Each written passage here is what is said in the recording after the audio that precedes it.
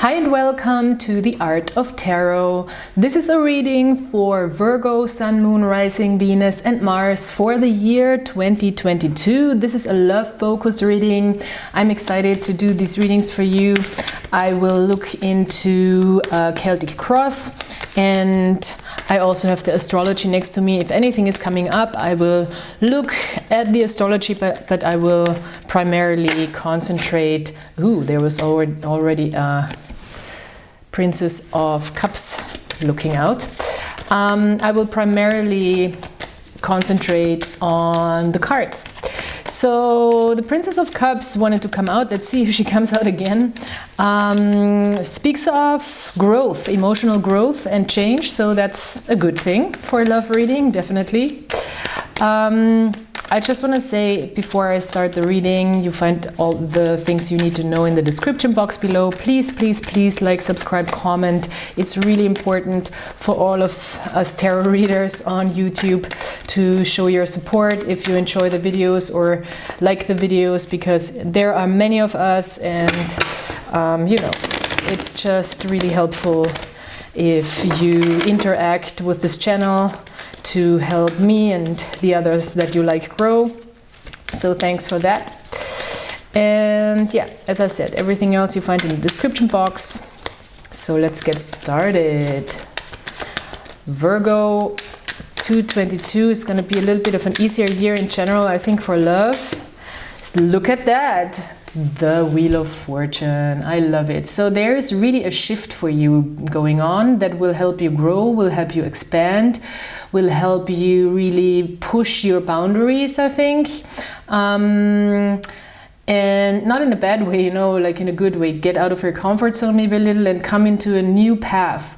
The Wheel of Fortune really is the universe stepping in, letting you know, so now you really can take the hands off the wheel, and I'm taking over and I'm guiding you into a new direction here. This can be a fateful interaction with a person, or you meet somebody and it feels destined. This can also, of course, speak of karmic cycles, people coming back from the past. Let's hope that's not the case. Sometimes it's not a bad thing. Sometimes we just have to go through a lesson again with a person. But this is also about lessons, about learning, about expanding, growing, and about really shift for you. So it's kind of like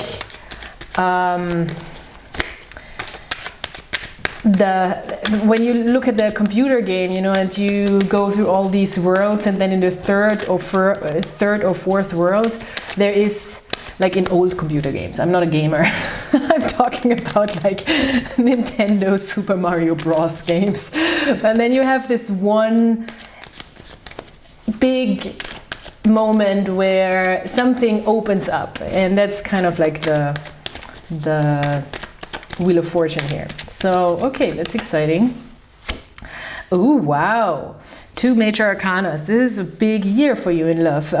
We have here the Empress. And the Empress is really also a card of expansion, growth, more in a creative manner, that you take things in your own hands. And I always see the Empress also as a card of mastery, of manifestation. So she is really in her power, in her strength. She is in a receptive position, so she lets things and people come towards her, and she does a lot of inner work, which is often not considered as work from the outside because they cannot perceive or conceive it as such, but she does a lot of inner work and therefore creates from within, and that reflects on the outside. So she understands that within her there is a whole world that can be explored and created, and therefore things also reflect on the outer. And she is obviously in a position of power. She's the Empress. She understands how to set boundaries. She only lets people, things, energies into her cycle circle that benefit her or that are good for her. She's protective of herself. She's of course protective of also her children, and this is what's symbolized here with this pelican and the young birds here. And she's a mother type figure, especially in this deck, but this is really about being in your strength and only letting in people and energies that benefit you when it comes to love. Also, she's full of love, obviously. She has a lot to give, but she doesn't give it to just anybody. She has a lot of power to attract wealth and abundance as well, because it's a Venus card. So, wow, you guys. Virgo, all these 2022 love readings are so powerful. There's a lot of stuff going on. It's the third major arcana, so we only have major arcana so far for you, and it's the strength card. So you are also driven through pure creative sexual power as well. There's a lot of passion, there's a lot of lust. I don't think that's a bad thing, especially with the Empress in a combination. And this means that basically you are able to control the beast within the self and also the beast on the outside. In this particular deck, the strength card is really the female, feminine, sexual energy controlling the beast within and on the outside as well, and therefore being very attractive, very, very magnetic. And she's a master manifester as well, so Leo card. So you have an intense drive also, I think, to get what you want, maybe also for a person. There might be an intense sexual connection as well. And I mean, there is a sense definitely of pregnancy. So this year, if you want to get pregnant, this is, I think, a good year to try. And if you don't want to get pregnant, you should probably be careful, because the Wheel of Fortune also is a card of expansion, and obviously the Empress as well. So yeah, you know, wow, okay, you're already coming in with this, or you last year probably, there was already energy in you evolving, coming to the surface, that wanted a change also in your desires, maybe in your passions. You might desire different things in love. You might have felt very like free in your expression when it comes to your sexuality, when it comes to your female sexuality, feminine sexuality.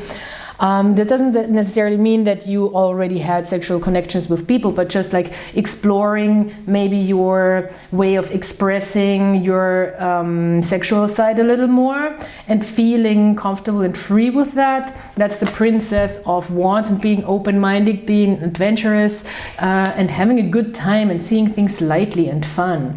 Love that. So again, there's a strong Leo energy here for you.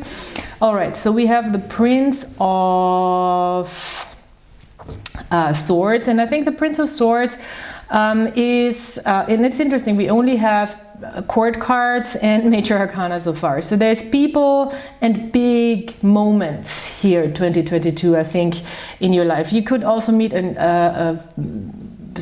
air sign, an air sign, a Libra, a Gemini, or a Aquarius.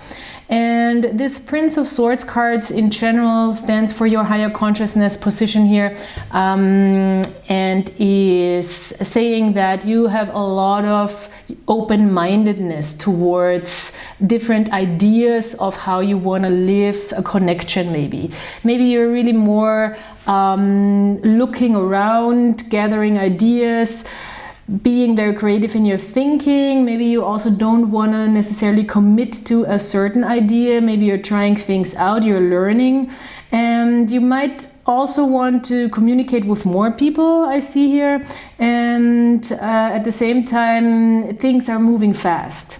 I think you're learning on a very high speed. You're thinking on a very high speed. That's the Prince of Swords here. And you're very fast with cutting off, I think, things that don't work, people that don't work for you as well. Because we see here in this particular deck, this Prince of Swords, he's cutting, he's having all these little mini-me's carrying this chariot, and he's cutting through the cords of the ideas. They represent his ideas, his mind. Cutting off the cords, he's holding his sword up to get ready to let go what doesn't work, and also to set ideas free and to stay in an independent mindset, you know. I think you just want to stay in an independent mindset. But there's an intense sexual drive forward here with this energy. Maybe you also, that could very well be, if you're feminine energy, it doesn't have, you don't have to be, you know, you could be female or male, but maybe there is a really strong desire to get pregnant for you. That could also very well be here this year. And if so, I think, as I've mentioned, this could be a really good year. So let's see what is going on here in the way you are working yourself towards to during this year. Wow, Tower. I think there is, with this intense fire energy here and this Wheel of Fortune, there might be really a very drastic change on how you see, perceive, experience love and relationships in general. But I think it has a lot to do with going more after what you actually desire and not so much going after, and that makes sense for Virgo, after only security, stability, pragmatic choices. You know, I think there is something that really needs to come out of you that expresses your desires more, that expresses your fire more, your passion more. And I think it will be really a breaking free of restrictions within yourself, by seeing things more clear, also by letting ideas come in, letting information come in, maybe even look deeper into relationship dynamics and learn more about it, to have this breaking through, breaking open within yourself. There's definitely a breakthrough energy here with the Tower card. I think it's really connected to this very intense drive to go more in with your instincts, with your desires, with what you really are drawn to. And so far this doesn't look like a bad thing, you know. You can meet a Scorpio as well.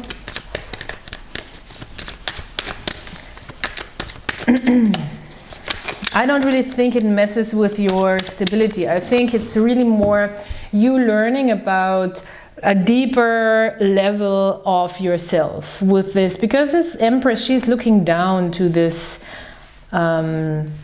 Strength card, and she's understanding that, and she's controlling it in a way, but she's also understanding that it's part of her, or trying to understand, I think. All right, this is a lot of cards.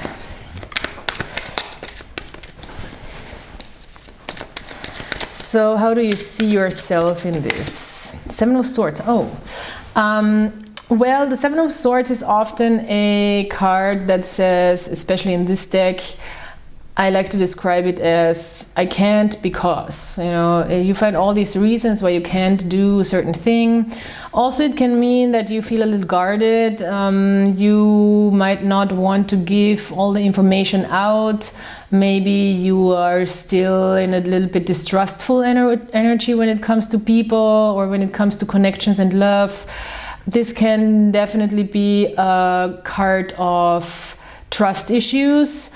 Maybe you see yourself as having that, or you might, I don't think it's external energy. It's more like you might understand yourself as somebody who might not have the easiest time to trust. Maybe because things have been in the past maybe not satisfying, I want to say, and you might have not trusted that energy. So the outside influences. Okay, well, it's interesting. Seven of Swords, Eight of Swords. I think what you're, maybe how you see yourself and what is really coming in does not have much to do with each other here. on the other hand, there is, of course, this progression of the Seven of Swords and Eight of Swords. So you might, through maybe projecting a little bit of a distrustful energy on the outside, you might also attract people who are kind of trapped in their own way of thinking, or who aren't just not ready yet. You know, that could also be a Eight of Swords kind of card. Or people where it's often like a mental face-off with people. I think this year you might learn how to, or you probably might have to learn a little more how to let go of trying to figure it all out. You know, with the Prince of Swords, you can learn a lot about a person. Of course, you can. You should learn a lot about a person, but you cannot know it all. You know, it's not. And especially if you don't show your own cards. So there is like this face-off energy that is very intellectual, that is not so much on a sexual, emotional level. It's more like making 150% sure that you don't step into something that you will regret. That's what's coming through for me for some reason. And you know, there is always a risk, and I think you will feel, because the Tower also talks about really breaking down intellectualized ideas that are some sort of illusionary protection or illusionary concept of security. And that's exactly what the power of the Tower, it's interesting, the power talks about, what the Tower talks about. Because the things that we intellectualize too high up and that don't work anymore, they are broken down with the Tower. And then we come down to reality and we have to see like, okay, I can intellectualize as much as I want, I can rationalize as much as I want, still there is things that are much deeper and much more intense and much more primal than that within me, such as a desire in a certain direction towards a certain person. There is Gemini energy also coming through. And then we have your fears and your hopes. Same thing, often. Seven of Wands. Oh, that's interesting. So it is really about, and that's not surprising, boundaries and courage here. This card in this deck, the Seven of Wands, is really talking about courage. The courage to really also set boundaries, to show yourself, to stand up for yourself, to draw the line, to maybe even more aggressively draw the line or step up for yourself, or stand your ground and not let people intrude, you know. And that, I mean, with the Empress, you probably don't let people intrude, but this is also about a balance in a way, or a middle ground you want to find between, you know, having too rigid walls up, because the Tower will break them down eventually, and still setting your boundaries. It's a balancing act in a way. But this is about maybe really going for what you want and what you desire and having the courage. I think this is very much about that, because we have here Mars in Leo on this card, and that's very much about really proactively pursuing what you have desires for. And I think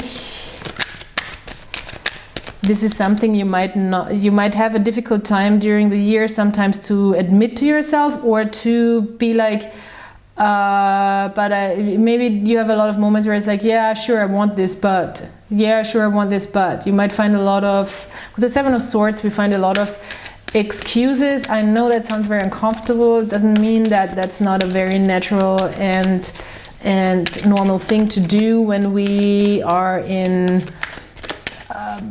I would say this is a transition period for you, and really breaking that down, that mechanism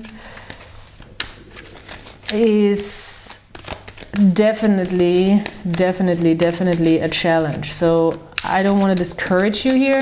It's more, let's just look at the stuff that is maybe a little more uncomfortable, and look at that key card.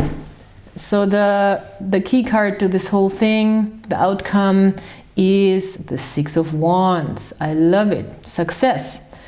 It seems like the key to this whole year in love is really holding on, working on that positive attitude, and also count your successes, count your achievements when it comes to love, where you understand like, oh, I've done something right, oh, I've got this one right, oh, I understand that this is my sort of path that I want to go down to, and this feels good. I just saw 2121 angel number on my camera, so that's a good thing too.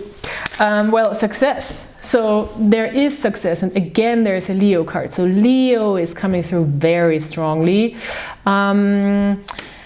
You will be successful in love this year. It might come with some birthing pains, but it will be a year of, I think, drastic change with the Tower, with the Wheel of Fortune, into a very successful direction. So awesome, Virgo, I'm excited for this reading for you, and I hope you also can work with this. Please subscribe, like, comment, come back next time. I can't wait to talk to you again, and until then, have a great one. Bye.